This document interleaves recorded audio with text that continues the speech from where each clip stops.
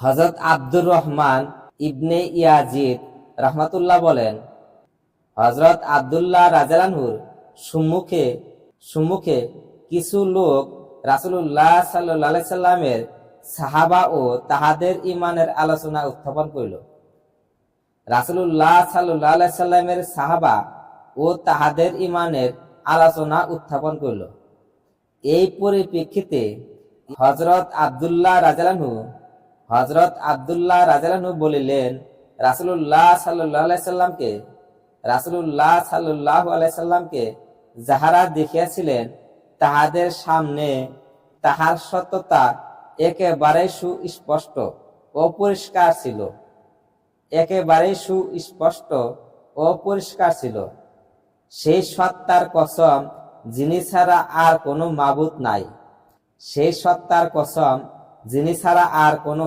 মাবুদ নাই।